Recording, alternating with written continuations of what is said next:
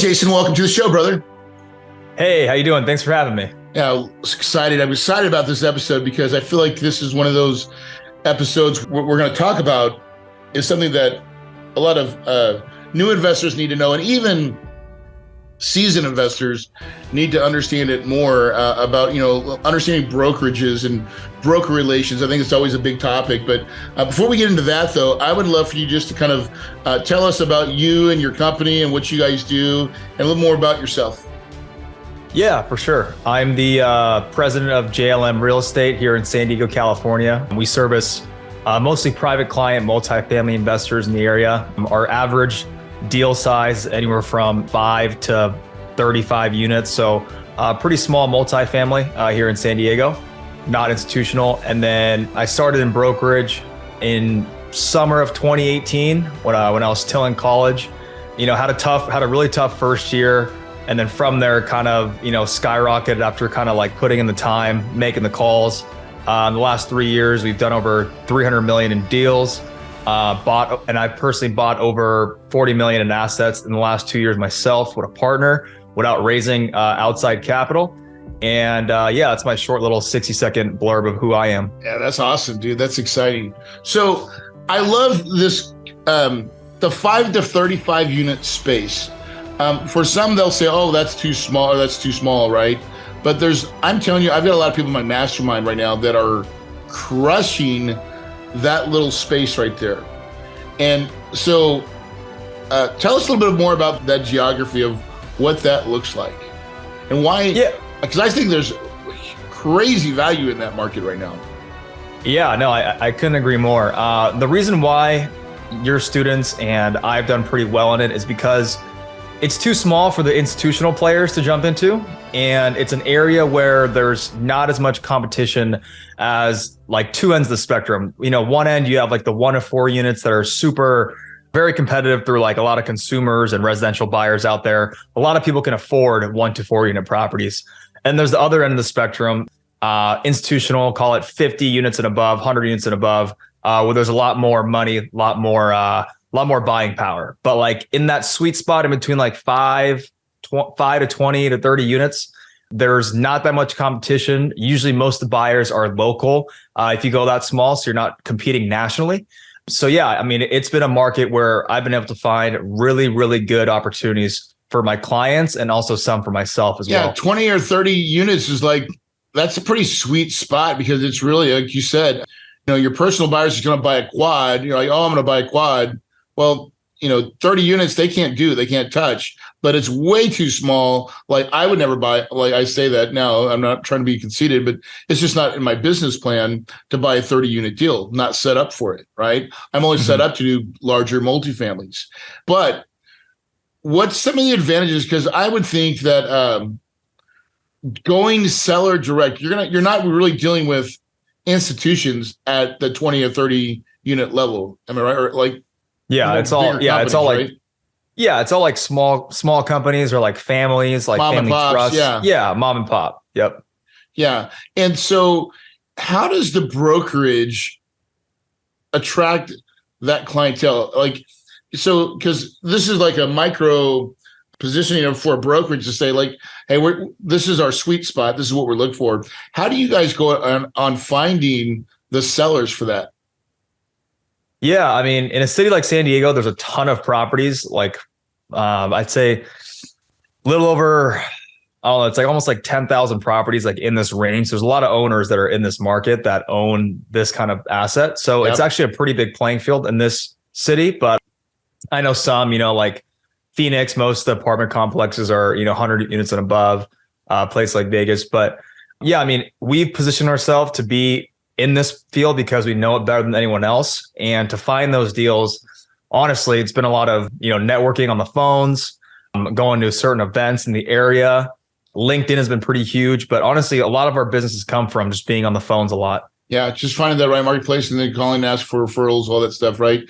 Doing the legwork. And I always say, that's the value of what a good brokerage does, is some people forget how much work it takes to find and cultivate sellers to actually sell. And sometimes I think good brokers will encourage owners to sell, especially at the right times, right? And so, because that's the business model, that's what you guys' job is to go out there and find it. But I find that like a lot of times, if you would just understand what you guys do, if you want as an investor, if you did that work yourself or hired a team to do it, you'd be successful in going direct to sellers. But you got to do the work, which, like you just said, Jason, it's not just like, oh, I'm sending out an email. You're actually phone working. You're calling people, talking to people. What does that conversation usually sound like?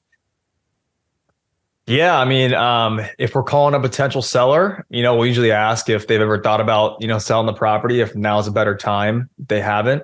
And then usually, we'll ask if, they'd consider an offer from a buyer who's looking in the area. We usually have at least 2 or 3 buyers in a 1031 exchange at all times. So we have value to bring there because 1031 buyers are usually the highest paying buyers at any given time because they have real motivation to purchase, or else they have a huge tax liability. Yeah. So yeah, I mean that's usually our. So you're our really sword just and sweep. marrying. I mean, that's what a good broker does, is marrying deals to potential investors or capital, right? Yep, exactly. Now, for someone that's listening right now new, and they're saying like, okay, well that sounds great, Corey, but I don't know these brokers. How do I feel like there's a lot of people that don't know how to establish a relationship with a broker. And I would just love it from your point of view. What have you seen other people do that's been the most effective and to get on your radar? Like, what does that look like? Yeah, I mean, if I think back to my 10 best clients and how I met them, I'd say half of them, I reached out to myself, seeing if they were looking to buy or looking to do something. So if you already have a track record, brokers come to you and it gets much easier. So when you first start, it's obviously not that way. You have to kind of build your brand and know exactly, everyone needs to know what exactly you're looking for. But like the road becomes much easier once you have that track record. But for someone who's just getting started, the way I met people that didn't have any track record and have become some of my best clients is that they would call me at least like once a week, once every 2 weeks to see what I had going on, start some conversations. Some even took me out to lunch. Some even got me little like gifts and stuff, sent me letters. So like those people stood out. Whereas most people do only send emails. Most people do only like call like once a quarter maybe, or reach out or send a text. That phone call at least once or twice a week to see if your broker that you're trying to talk to has anything new coming up is super valuable, because those people stay at the top of my mind. Those are usually the ones that get fed deals, right? Yep. Like, it's not a fair world. Okay. I want to let everybody know that this is not a fair world.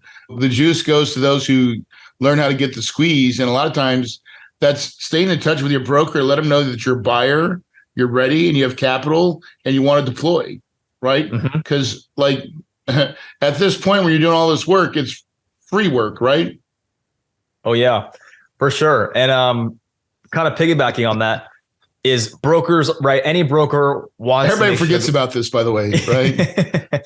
Yeah, every broker wants to make sure that they're working with a willing and able buyer that can close, because I've been in many transactions, and this is the quickest way to burn a relationship with a broker is to go into escrow, not perform as you say you would, and back out, because now no one's getting paid. The broker's pissed off. The seller's pissed off, puts me in a bad position. And now I'll probably never send you a deal ever again. Because because here's the thing, you guys, for you guys listening right now, what you don't realize sometimes is the broker has went to bat for you, right? Jason, you went to bat on the buyer's behalf, telling your seller this is the one, because you usually, hopefully, you have a competitive bidding process when you're selling something, right? Yeah. And you're going to help pick the best guy or group that has the strongest looking offer, and so at that point, you're helping them, with those decisions. And a lot of times brokers that I know will put in their 2 cents, right?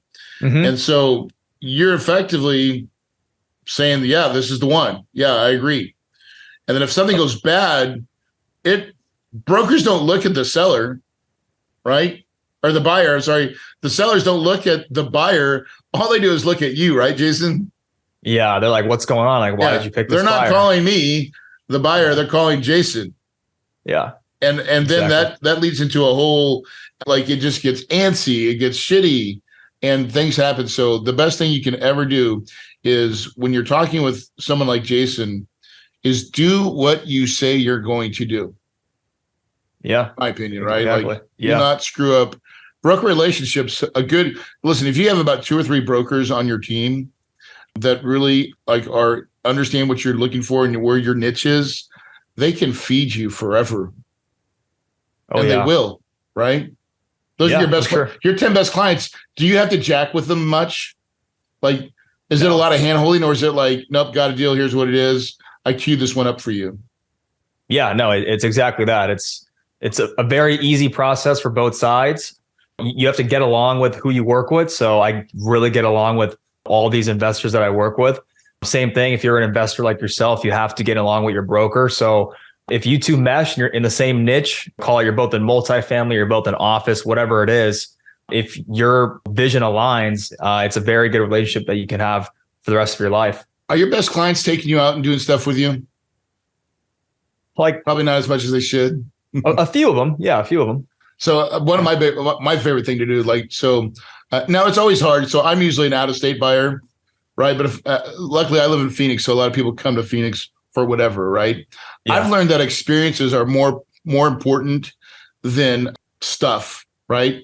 So like I could send a broker something and that's great, but it doesn't really matter unless he really, really likes it. Like if I knew you were like a Chargers fan, right? Yeah. Is Chargers still in San Diego? Not anymore, but yeah, okay. I get what you're saying. That's my analogy. But if that was if like you said that was your team and you were a diehard fan, I might send you the Orca cooler. That's the Charger Orca cooler, right? Mm-hmm. Because but that's stuff. But I think it's more important to say, hey, listen, do you like to fish? Do you like to golf? Like, let me fly out and let's go do some fun stuff. Because that would go a long way. It does. Yeah. I mean, maybe my best client and I golf together. We do things together. Yeah. I mean, exactly. Yeah, I mean, once you start thinking about it, you're like, oh wait, yeah. We do life together, right? We do stuff. Yeah. And those are usually the easiest and most blessed, best business partners that you could ever wish for. And so, in your opinion, what is the seller? What is the buyer? What things are they possessing that you really are looking for? Yeah, I mean, if I'm looking to develop a new relationship with a potential investor or buyer, the key thing I'm looking for is this person, do they have capital, right? Like, do they have an ability to perform on the deal? So I'll ask, questions lightly around that. I'll see if they have real motivation, because everyone will say they're a buyer just to toot their own horn. But a lot of them aren't actually serious and active. Because they all go to a course. They all go to a course, right, Jason? Yeah. So they all go to a course, fresh out of a course, and now they're calling. Yeah. I mean, our phrase in the community is kind of like buyers are liars, right? A lot of people say they're buyers, but how many will actually do a deal? So yeah, just finding the right buyer is very important. And the only way you do that, I think, is through the follow-up. I mean, that's like the only way that you can have a better opinion of anybody is like when they're ringing you up every week. That's just because that's not normal. Most is just a once a done or once a quarter. Like that's like tire kicking. Mm-hmm. Like, why would you ever want to go work for that? Right. There's no motivation, especially when you have your best 10 already queued up. And everybody's got to realize that, like, these brokers that you're talking to, they already have their best clients, guys. They already have their choice people. And so how do you get into the inside circle? You're not going to get there like overnight. I think that's the biggest misconceptions I see. They're like, oh, well, I called and I went on I looked at one property with them. I have a relationship. I'm like, you don't have squat. You don't have dick, right? You earned the right to have Jason to call you and say, hey, what's up? I got this nice pocket listing that I want to give you. Yeah. So now so as you started investing, do you invest only in your market, or do you invest like a little bit outside of San Diego, or like where's your sweet spot for what you're doing on your personal level? Because that's pretty remarkable as well. Yeah. So we do plan on branching out in the future, but right now I know the market down here extremely well, and with more knowledge comes less risk. So right now we've kind of grown our portfolio here, but as we grow, we do plan on venturing to other areas. And if it's not broke, don't fix it. Yeah, right. For sure. Like if the honey well is making honey, bro, don't screw it up.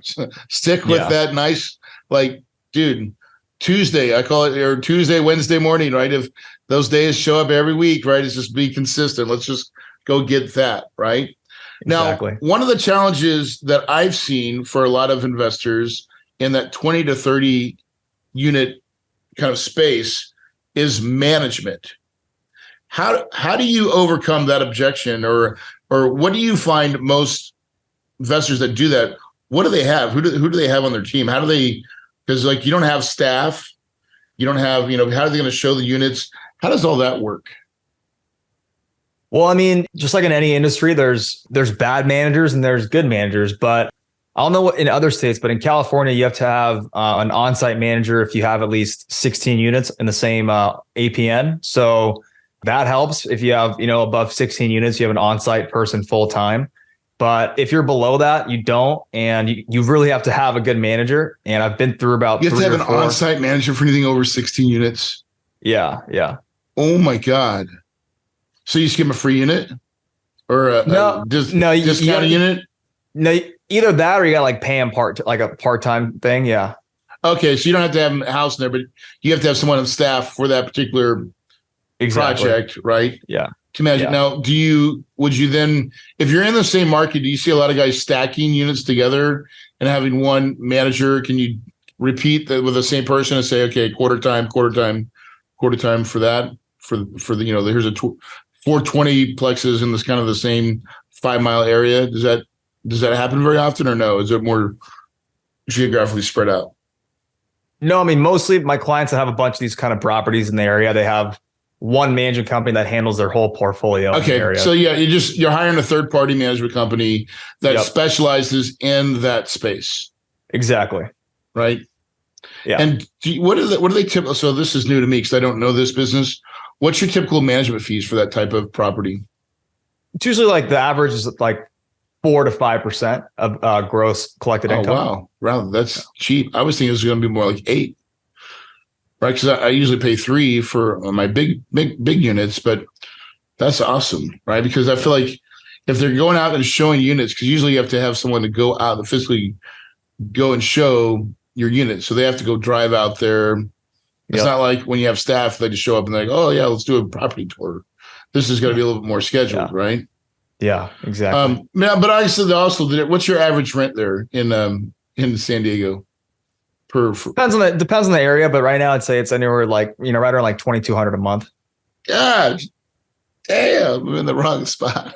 If I could get 20, I have nothing at $2,200. My God, that's crazy, dude.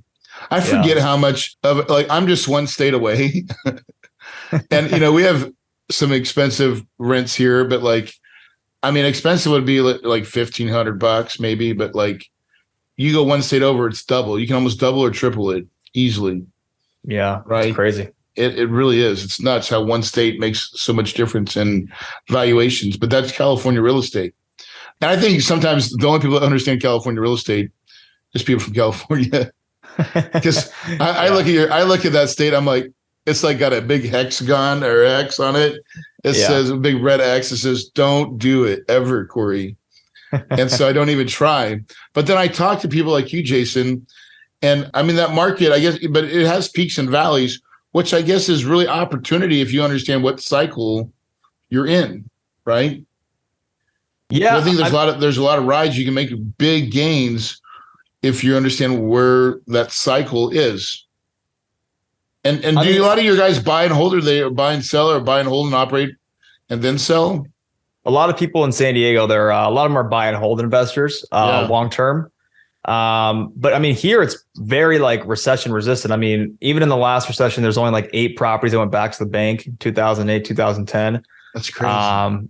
It was pretty steady. I mean, even now we're not really seeing any price drops, and other cities are seeing some bigger ones than us for sure. Yeah, Phoenix is having a little bit of a pricing drop in our single family homes for sure. Yeah, are you seeing that in multifamily or no? Not as much, but it's softer, right? It's softer, so it's really weird. It's really changing, and I think it's going to change a little bit longer. We got another 6 months of percolating, right? Mm-hmm. We got to let the Fed kind of run its whole course with these rate increases. Yeah. But the Treasury hasn't changed a whole lot, and so it's actually went down a little bit. So, yeah. So when it comes down to like just overall why you love that 20 and 30 unit space, what got you so excited to like, I'm going to set up my brokerage? Like, what is it about that space that you love? Yeah, honestly, it's where I came from. The mentor who kind of taught me out of college and taught me the business, that's kind of what they specialize in. So I kind of learned it from some of the best people in the business in my city, and then decided to kind of spin off my own way and keep doing it. We are expanding into other asset classes pretty soon here, but as of right now, that's how we built our business. No, I get it. Well, and you're building it, and where real estate's super expensive. So, and I do think about those swings, right? I think about sometimes you may not lose, but like when the market's really good, it goes on fire, right? Yeah. And Phoenix is the same, but it's hard for me to cash flow in Phoenix. Though I have a hard time cash flowing, and so I always wonder: can you cash flow in your market, or is it like, hey, listen, you buy it first, and you've got it's really about the hold strategy. You may break even for first couple of years, and then you start seeing the long-term gains. What is it? What do you see in that marketplace with how California market is? Yeah, I mean, in order for you to cash flow significantly, which you can, it happens all the time, you have to buy, like what you probably look for. You have to have a value add business plan in order it's the real value add, huh? Yeah, it's got to be a heavy value add play where you get the rents up 30 to 40% above what it was before, and then hopefully the price you bought it for reflects that. But I think that's probably where there is opportunity, and because there's so many houses out there, like it's if you look at the population of California, there's just so many damn homes there, right? So if you can find that 20plex that you can do a heavy lift on, that is your value play every time, right? Exactly. I mean, watch Flip This House. Now it's Flip This 20plex. Mm-hmm. But it's really not Flip This 20plex. It's like flip the 20plex as far as the renovations, fill it and hold it. Now you're cash flowing. Yeah. Right. And then you just hold that. And the one thing about California real estate is I feel like people hold stuff for a long time once they get it. Yeah, they do. Because like it's forever money. Mm-hmm. Yeah. You're exactly right. What advice would you give to new people as you think about your journey and really starting into doing real estate on your own? What would you give advice of like new investors that are coming in, new multifamily space? What would you tell them? What advice would you give them?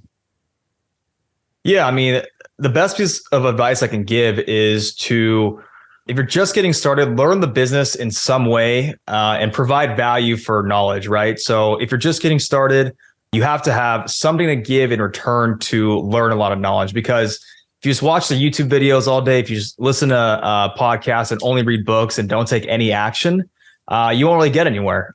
This is all great. I mean, your podcast is great. The internet's great for learning, but unless you actually learn under someone who's more knowledgeable, more experienced than you, it's tough to kind of really understand how everything works. So I think the thing that moved the needle for most in my career was learning from people and clients who are just much smarter and way more ahead of me in life. You said it, Jason. You said mentor is the key. You said a mentor, right? You said I had a mentor. My mentor taught me, right? And I had a mentor as well, right? And I feel like, and I mentor other people. I feel like that is, if you really want to be successful and get there faster, you have to have, you can only be book read so much. And remember, most books are outdated. Whatever they're teaching doesn't work anymore, right? Because the market in real estate is always changing. It always does. The cheese moves more often than not. And so yesterday's strategies are not today's strategies to find deals. Mm-hmm. And so, but a good mentor that understands this can help you avoid a lot of the pitfalls, right? And I would say, what did you learn the most from your mentor? What pieces of advice did he tell you that really helped you move your needle the most? Man, honestly, the best piece of advice I got from him is to just stay on the phones, keep networking with people no matter what, always be prospecting, always look for the next opportunity while also sheltering what you currently have and building your book of business. But I think that's what's really moved the needle for me the most. And on the investing side, I think what I learned from some of my best mentors is to be patient, play the long game, don't cash out, move those profits, keep reinvesting them, keep doing 1031s, and don't pay taxes. Amen. Don't pay taxes. By the way, guys, taxes are, if you are looking to do deals, you've got about 10 days to figure it out and get into some type of investment. We actually have one, by the way. If you've not learned about it, come and check out my website, kahunainvestments.com. And we would love to start that relationship with you. It may be too late for that deal, but we've got other deals that offer depreciation. There's my little short-term plug. So, Jason, when we think about, so I will say that I feel like I know a lot of people that are in the brokerage business, but I don't know a lot of people that are in the brokerage business and actually do real estate. I think that's very rare. I could be wrong, but I don't think it's as common as that. Well, at least I don't see it very often. I think a lot of guys that start brokerages, they're in the brokerage business. It's very seldom that you find someone like you, and this is why I'm really intrigued by what you've done, is that not only, so you start off in that space, learning how to develop leads, how to cultivate those deals. And then the great thing about it is when you start seeing other guys buy, and you start seeing what they're buying for and what they're buying, how they're buying. I mean, it's really like an inside look at the game, right? Of how these guys are putting the stuff together, because you have your pro forma, but then you've got maybe another buyer that has a different vision, and you start following up with it. And I'm sure you keep in touch with those guys, because sometimes they bring those deals back on market for you to go sell. You're like, oh my God, wow, I saw that business plan, and then I saw it to the end where he was ready to go, now sell it. You're like, wow, that's crazy. Good job. So you just like, how is that like? I just want to learn about, how did that feel? Like, to me, that's like an open playbook that you get to watch transactions of how they really go down. Yeah, I mean, there's two reasons why I wanted to get into the investing business as well, because one is, like you said, I saw how much money my clients were making, how much equity they were building from buying these properties. Right. And I mean, reason number two, which was not as obvious, was that all the real estate professionals that were still working, that were all, in their 60s, 70s, they didn't own any real estate. So I knew that if I didn't make my commissions work harder for me, that I'd be, working my whole life. And I really don't want to do that. Yeah. I mean, that's really, so you look and say, hey, I learned the business from it, but I also learned that I don't want to be the guy that's in my 60s still trying to sell, make the dollar, when how I just do what the other guys that are buying the properties, figure out that game as well.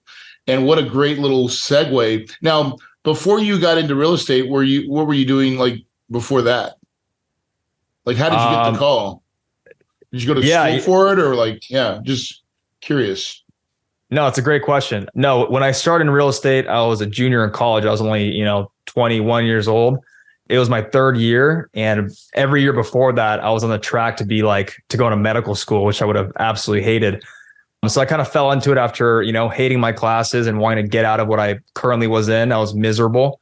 And I found real estate. And the first event I went to on campus, I met my senior broker, and then kind of just. So you had a broker that came on campus looking for guys like you. Exactly. Yep. And that's how it happened. Now, by the way, so I'm trying to get my kids to do this, right? I was like, get my kids, because I want my kids to take over my company, but I also wanted to I don't want to do all the early training with them. I need them to go get an education. I'm like, one of the best educations you can get is working with a brokerage, like you name it, Marcus Millichap. I mean, there's lots of brokers that will teach you the business, but I think what they teach you is how to it's work the phones. It's follow up on every lead. It's like, do the work, right? Understand underwriting, understand P&Ls, profit and loss statements, right? Financials. You get a real quick learning from that, right? Oh yeah. That's all I did.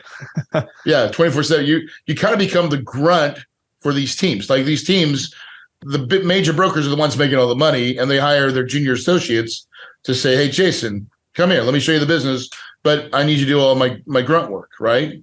Mm-hmm. But in doing the grunt work, that's where you really start to develop, I think, your IQ for that. So that's a great, and anyways, for anybody that's listening, that's a great way to segue. If you don't feel like you're ready to get in the multifamily space as an owner operator, go learn the business, right? And get underneath somebody and just add value and do the work. They'll show you the opportunities, right, Jason? Exactly. Yep. Couldn't have said it better. Yeah. And then from there, I think if you listen to Jason's story is once he understood it, and then you start making money, you finally start getting your own listings. And how long ago did you break away and kind of start your own thing? It's been about it's been about a year and a half. So that was another right. I'm going to go out my own, right? Hold on. Yeah. All my clients don't come with me. Yeah. Some of them do though, believe it or not. Right. Yeah. Do you have a non-compete? Do you have, is there a non-compete in that business, or is it just kind of like if I get a listing, it's like a broker. I got the listing, so it's mine now, right? Yeah. I mean, but your salary goes away, and anything that you had that was guaranteed goes away, right? The minute you stop. I never had a base salary. I don't think most brokers don't have a base salary when they start, but keep what you feel. There it is. Yep. Exactly. So but what a great learning experience, right? Oh yeah, it was the best. Oh, I think about all the mistakes that I've made, and there is many. But gosh dang it, if I could have been more formally educated, right? Because one thing I think what I love about brokers is they can understand a bigger game of the commercial arena. And there's different levels to all that stuff, right? But once you kind of get a formal understanding of it, and then from there, then when you get that choice deal, you're like, oh, I think this is one I can do, or or you can call one of your other parties. Hey, I've got this deal. I want to partner on it, right? Yep. And you start asking for a little bit. I don't want to just be the broker, or I want to forego my broker commissions. That's another idea. And let's just do the deal together. Okay, that's great. I mean, there's guys that you start finding the right groups, putting stuff together. You start putting yourself into deals. Now you're building real wealth, and eventually you just get all your own stuff. Just like you said. You said you got those deals without coming. You didn't raise any capital for these deals, or was it partnership capital? No, my partner and I pulled the money 50-50. Right on. Yeah, it was all personal cash. Love it, right? That's saying something, bro. That's like, show me the money. Yeah, here it is. Bingo, right? Yeah. So what's the future look like? And Jason, as we kind of go into 2023, there's a lot of craziness going on, rates, marketplace, and stuff like that. What's Jason's outlook on that kind of stuff? I think no matter what happens in the world, no matter what markets do, a lot of the information out there is just there to scare you. But if you're a disciplined investor and you're always looking for deals, there's going to be a lot of great buying opportunities. I mean, I don't think the sky is falling. I really don't. Prices might come down a little more, but the great thing right now, if you're an investor, is there's a lot less competition out there. I mean, in 2021, there was way too much competition. So now is the best time to buy because there's just not a lot of buyers looking. It was like a Saturday night party, dude. Everybody was showing up, dude. It's like, my God, I can't even move, right? Yeah.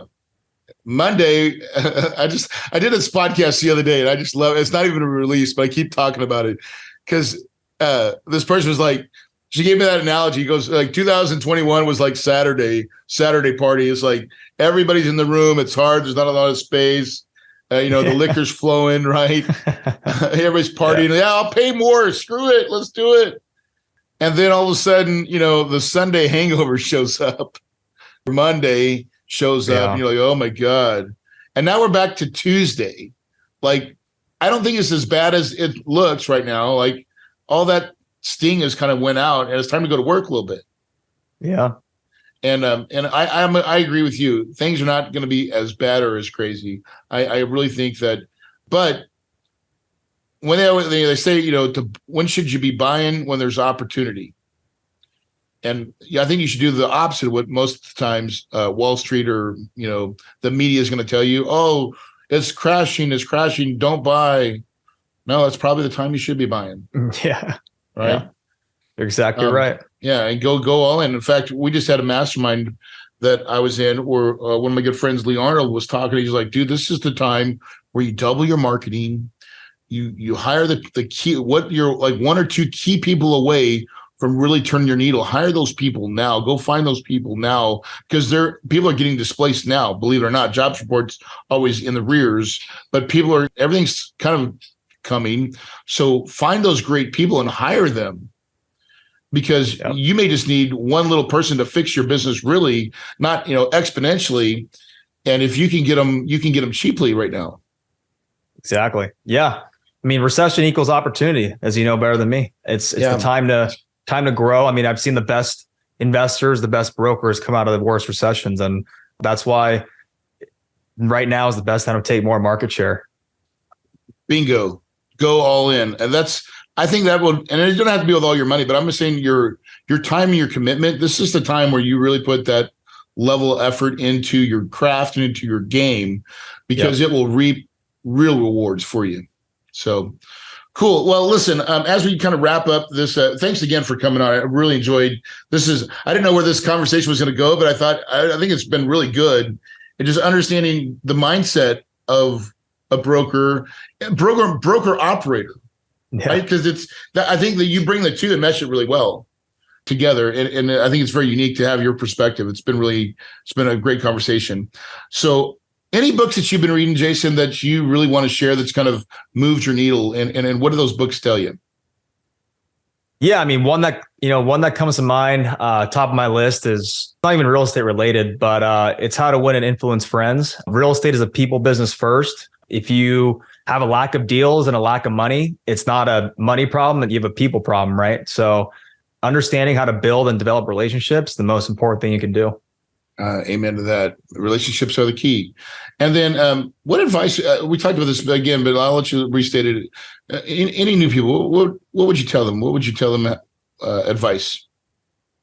Yeah, if you're just looking to get into real estate, looking to break in, I mean, the best advice I can give is number one is gain some knowledge, understand from people like yourself that real estate's a hard industry to navigate on your own. So if you gain a lot of knowledge, it'll change your beliefs, and your beliefs will change your actions. And a lot of the times people have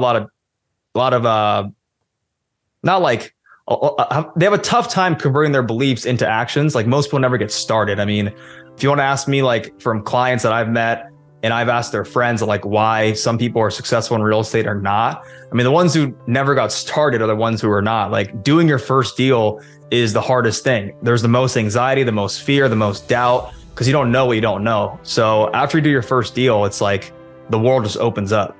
So. Amen. Yeah. Great. Well, really, thanks for sharing that. That is really a great insight of how things work. How do people get a hold of you? If people want to learn more about Jason, where do they find you at? Yeah, quickest way to reach me is just to DM me on my Instagram or LinkedIn. It's at Jason Joseph Lee, just my full name. And that's the easiest way to get in touch. Rock and roll, man. Well, really enjoyed talking with you, really getting your perspective. Guys, if you're listening right now, I'll tell you, there's so many ways to win in real estate. There's just so many opportunities. And we're coming into a period of time that hard work, that season of let's go at it, it's here already. And I just want to encourage you to jump full in, get the education that you need, find the mentors that you want, and then go at it with unbridled passion. I'm telling you, if you will do those things, success will come find you, and it'll be like a friend sitting right next to you. You're like, good to meet you, right? That's how success is, and it'll want to champion in your forward endeavors. So guys, believe it or not, it all starts in the mind. If you believe it, you can achieve it, and your paradise is possible.